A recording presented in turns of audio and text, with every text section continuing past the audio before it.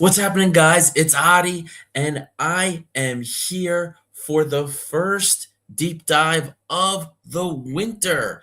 It is the end of January. We're finally getting our first signing, the longest that it's ever taken Olympiacos to make a signing in the winter. Absolutely crazy. And it's crazy that we've had to wait almost the entire month of January to get the signing. But the signing is here. It is an in network signing from our sister club, Rio Ave. And we've been told that it is a record fee that has been reported by Record in Portugal. They have reported that it's it could be with bonuses, a record fee in the amount of 6.75 million euros flat fee with a 9.5 million total bonus package, all performance related bonuses. Now, the deal also includes for the player a 4.5 year contract, which is a very, very nice, very long contract for the player. We do not yet, at the time of recording this, know what the wage will be, but very big contract for the Brazilian winger, Andre Luiz Inácio da Silva. And this is going to be the scouting report for Andre Luiz. And we're going to talk very briefly about the stature of the player, his physical characteristics, while we also get into the data about every facet of play for the player, what we can expect for this player as he goes through and joins Olympiacos. So let's go ahead and talk about Andre Luiz, 23-year-old, left-footed right winger. Of course, he can also play on the left, but he has played this season for Rio Ave 3 different times as a center forward as well. So just keep that in mind. He's 6'1", 185 centimeters, 74 kilograms, and 163 pounds. Now, Andre Luiz's profile is that of an incredibly speedy winger with very quick feet, fantastic agility, and a little flair to boot as well. He doesn't have the lowest center of gravity, but his feet move quick, and he's able to change direction at the drop of a hat. Loves himself a cutback, not averse to a step over either. Major fan of feints while he cuts inside, loves quick touches to cut outside as well, and his quick acceleration makes all of these maneuvers extremely effective. A speedy left-footed winger is something our scouting department recommended last summer for Olympiacos.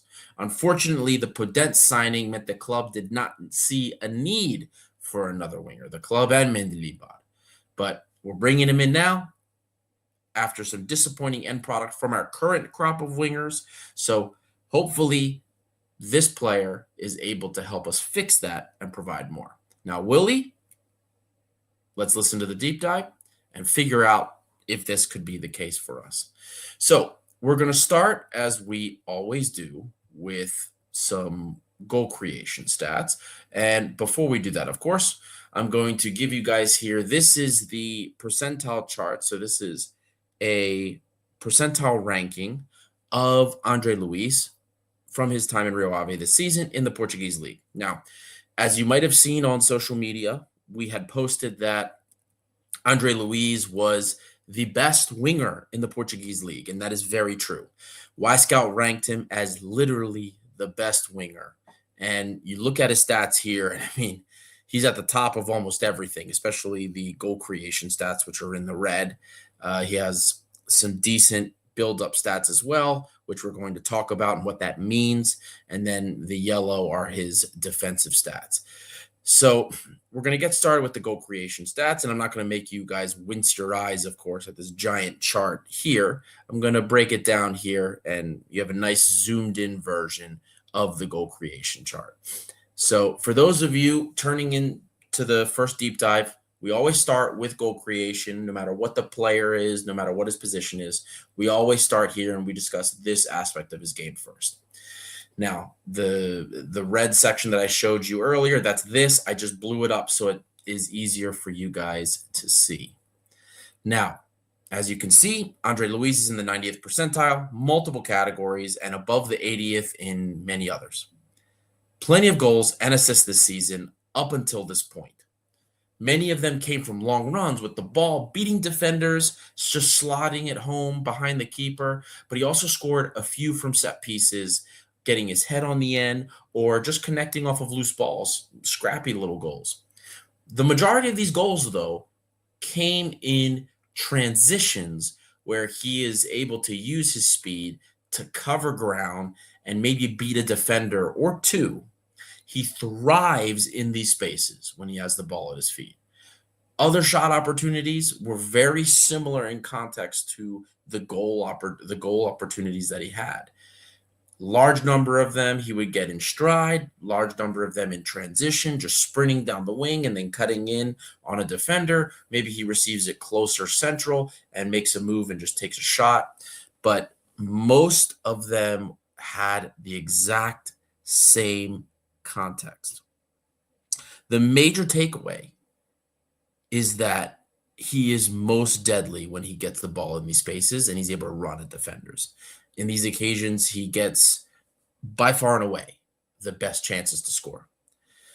It also helps that he can get some scrappy goals and use his head. But if we're looking at where the most success comes, it's in the counters, it's in those major transition situations. And before I forget, I really should bring your awareness to something, that the vast majority of these chances all came, the goals that I'm talking about, all but I believe two of them came from the right side. And that'll be important as we continue through the scouting report. Now let's talk about assist volume and, of course, his XA, his expected assists. Assist volume, XA are just as excellent as his goal volume and XG. But just like the goals, assists came primarily in transition, where he was getting the ball, able to get down, beat a defender, get into the penalty area, and then just play a simple pass on the ground to the top of the penalty area for his teammate. Other times he would dribble all the way to the end line and pass the ball backwards. These were like 90% of these instances in which he contributed assists to his teammates, of course. Also, all but one of them came from him playing on the right wing. Other shot assist situations involved a couple of crosses, a couple of really nice through balls that I saw as well, but I did not see any decent shot opportunity from the left. And by that, I mean, I didn't see him create a scoring opportunity for a teammate that was really dangerous, not when he was playing on that left side. Moving on to possession and buildup, Andre Luiz's role was that of an outlet. You can tell by his data, he does not get a whole lot of touches, especially before the final third. Generally, he's the one that is running when the counter starts. He's getting wide, getting to those open spaces. So when a transition begins, he's picked out, and most of these cases, he's already in the final third. So you're not going to see him playing the ball in the final third because he's the guy that is receiving it there. Most of these situations were long balls sent to him in space, maybe a quick 1-2 to kind of free him and get him to get the ball down into the final third. There were plenty of times he just would get the ball to his feet and he would just run into the final third by himself, create an opportunity just out of his own ingenuity. Plenty of different interesting situations, but the bottom line is that he is and has been primarily an outlet player in possession for his teams. In this respect, it'll be interesting to see how he adjusts to a team that, in Greece at least, has much more of the ball. Otherwise, his abilities and his role at Rio Ave, especially on the ball, it seems like a perfect fit for us, especially in Champions League, considering what we need in build-up. A lot of the times we're pressing, we're forcing mistakes so that we can play on the counter, get great transitions. We play direct. We want long balls up to the wingers. So we should, in those situations, be playing in a system that's quite similar to what he was already dealing with in Rio Ave. Now, don't be alarmed. I'm sure some of you, as I've been talking about how he does in build-up, I'm sure some of you are just keeping your eye on that low pass accuracy figure. There's a reason for this. Not only does he have a low volume of passes, but most of the time he is passing the ball in very low success, or I should say, very low success probability chances. What do I mean by that? He's sending the ball into the penalty area when it's clogged with defenders and maybe one teammate. So naturally, his pass accuracy will look very low because he's passing the ball in very difficult situations. When he's playing in Greece, I'm sure his pass accuracy will go much higher. He'll be involved more in buildup. He'll have to be involved. And he'll be making a lot more of these short passes that are much higher accuracy passes. So against low block teams, we're going to see this adjustment from him. So expect to see that figure go way up. Now, from the few moments of interplay that I saw, that wasn't just him playing balls in the penalty area. He did seem more than confident enough moving the ball one touch. So don't think and get freaked out by looking at that pass accuracy figure and thinking like, oh my God, what did we just sign? This Bartol? No. This guy can do it. His role is to receive the ball. So he didn't have a lot of situations where he's just passing the ball around with his teammates back and forth. Not exactly what would happen with him. Moving on to the defensive side of things, how he works in the press, how he does trying to win the ball. I have a really big question mark for this player because the question for me is, how will he assimilate to Mendilibar's press? He certainly has the physical characteristics to be able to properly employ the press. That is for sure. He's quick, strong. He has stamina to do the sprinting that Mendilibar requires. All of that is for sure 100%. But when we look at his extremely low number of defensive duel wins, we do see someone that's not really effective at all closing anyone down, especially if we're comparing him to other wingers. So these are guys that are already not doing this that often. So for him to be at the lower end of that is kind of scary. But at the same time, we don't necessarily care if his duel success rate is that good. What we care about is if he can press in unison with his teammates. Now, Rio Ave played mid-block, low block is in certain situations as well. So there was not really a high press to model exactly after ours. But there were many occasions in which I was able to see how he moved in relation to his teammates when the opponent had the ball and the striker or maybe one of the other wide players was pressing. Where was he going? I looked and saw what his movements were. And I have to say, I wasn't overly impressed. Half the time, it looked like he couldn't be bothered to do it. The other half, he would just get beat pretty easily on the dribble. Even though he would make great effort to close the players down, he wasn't super effective, and it seemed like it was pretty easy to get by him with the ball. All things held equal, it did not look like he was very capable in the press at all. So I can only hope that with his defined role under Mendilibar, that he can turn into something like Gelson and at least do the running that's needed and get forward and learn how to press as a group.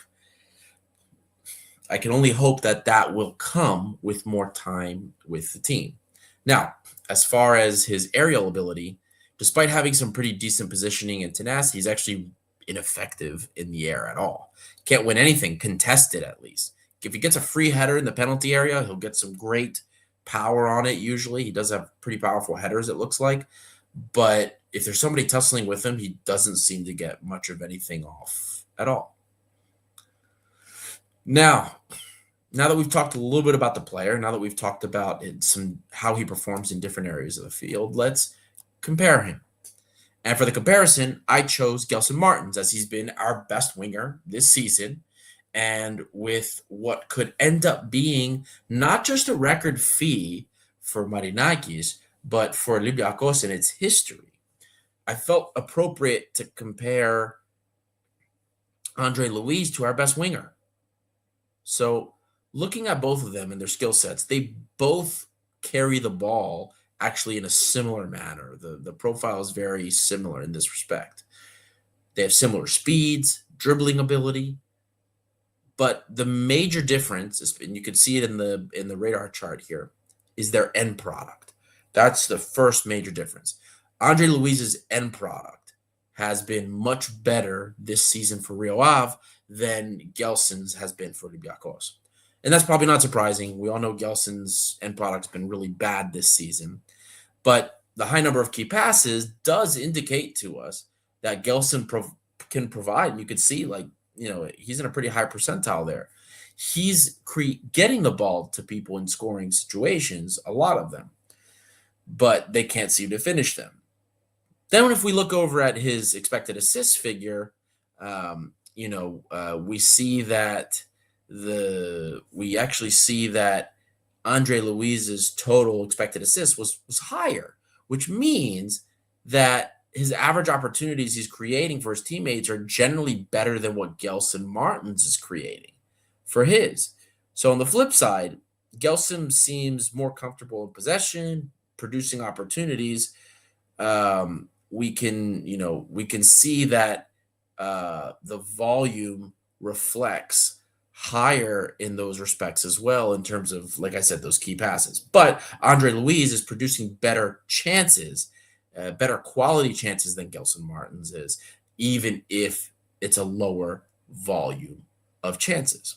Now, there's something that I can't really quantify in these charts, and that's the individual pressing acumen of these players. Gelson Martins, as you know, is incredibly important to our frontline press. He's literally been probably one of the, outside of maybe Chiquinho, has been dispossessing players the most out of our front line. But the more important thing that Gelson does besides that is that when he presses and when he puts all this pressure on the back line, he is giving great opportunities to guys like Chiquinho, or more importantly, Santiago Eze, so they can recover the ball. Guy makes a bad pass or makes a bad move, and then they're able to clean that up. So very important. So when we look at it, Gelson Martins is probably our most complete winger in this respect. He can do the press work and yet still be one of our better offensive pieces on the team. Now, as I mentioned in the defensive section, I really can't tell how Andre Luiz will adjust to this. I'm hoping he will be more like a Gelson Martins than a Christopher Velde, but what I saw at Rio Ave just did not make me feel good. It didn't give me a lot of confidence. So for now, Gelson at face value is for sure the better player when it comes to the press. Now, as we begin to wind this down, we always end by talking about my verdict, Adi's verdict. What is my verdict? And for our first signing of the winter, most expensive signing, potentially one of the most expensive in our club's history, there's a lot of risk in this transfer, a lot of risk. And it's a good thing that we're talking about an absolute beast, a beast of a winger here. Even if this guy is not super effective in the press, I have an extremely hard time believing he will not be effective for us in the offense. We need a dynamic, fast winger on this team with skill, preferably left-footed. And that's exactly what Andre Luiz is. I'm convinced he will be one of our best offensive producers moving forward, as long as he's playing in the position that he has had the most success in. Now, this brings me to my second risk. I may have alluded to it by talking about as long as he's played in his best position. Because the second risk for me, the question, will Mendilibar play him in his correct position? Will he play as a right wing? I made a point of mentioning to you guys earlier that his production comes primarily from that right side, and there's a reason for it. It's not beyond Jose Luis Mendilibar to play players in positions that are not their best. And it makes me very uneasy to think that we would spend all of this money and we could end up frustrated and annoyed about the player because Mendilibar wanted a left footer to play on the left. Maybe I'm being irrational, but this has been something that has bothered me ever since we heard that Andre Luiz was definitely going to be an Olympiacos player. Now, all in all, guys, all things considered, I'm giving this signing a 2 thumbs up. It's exactly the type of striker that we need. While the risk for the money, of course, is great, but that's the position, man. The transfer values for wingers are all incredibly inflated. And if you want a quality premier winger, you have to either pay up or shut up. The club right now is not in any kind of financial fair play dilemma. Not at all this season. Between the Champions League, where we're going to make at least 43 million, Yaremchuk move, Kostulas to sale over the summer. Our estimates, we've told you guys, is that the club probably should be in profit, which means our budget should be more than enough to make a purchase like this. Now, I really do think, again, Andre Luiz is a high likelihood to not just be a hit for Olympiacos, but a future profit area for us. Guys, the fact of the matter is he's a beast. Andre Luiz is insane. He's a beast. He's done amazing things for Rio Ave. If he doesn't do anything for us, or if he flops here, then we have other problems, because this is probably one of the best wingers we've signed in years. And if he can't make it here, then nobody can. So, guys, I hope you enjoyed the first deep dive of the winter. I know we have at least one more coming. So Clayton, the forward from Rio Ave, that's probably the one that will be done next, because it's reported that he's going to be in Greece very shortly. So I will get back to you all with yet another scouting report. I'm Adi. This is Just International, by the fans for the fans, and we will see you all next time.